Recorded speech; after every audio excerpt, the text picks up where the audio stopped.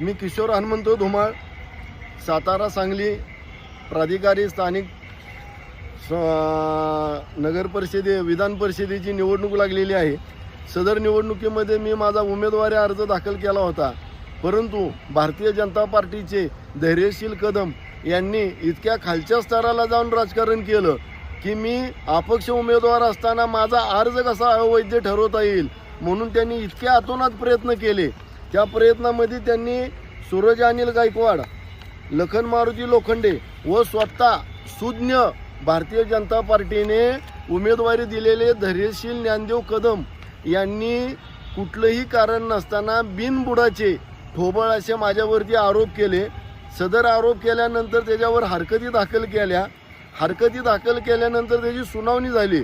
सुनावणी अंती माननीय निवडणूक निर्णय अधिकारी स्थानिक प्राधिकारी मतदारसंघ डॉक्टर मौना घोष साहेबांनी शेवटी त्या हरकतीवरती आदेश पारित केला की किशोर हनुमंत धुमाळ यांचा अर्ज हा वैध ठरवण्यात येत आहे आणि विधान परिषदेची निवडणूक लढवण्यास यांना कोणतीही हरकत नाही असा मला आदेश रात्री 9 वाजता हा प्राप्त झालेला आहे।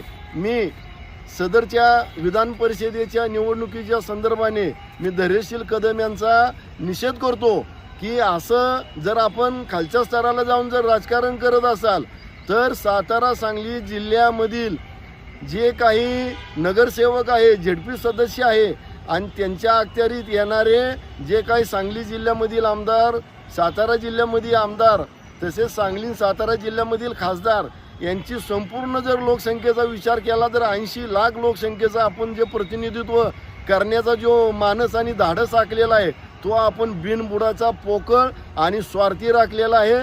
मी आपणाला या प्रसार माध्यमाच्या माध्यमातून धैर्यशील कदम यांना एवढीच विनंती करू शकतो की आपण असल्या या खालच्या स्तराला जाऊन असलं राजकारण करू नका। आपण हसत खेळत निवडणूक पार पाडूया।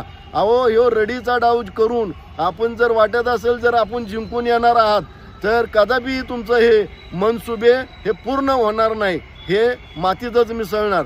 एवढंच बोलतो आणि थांबतो।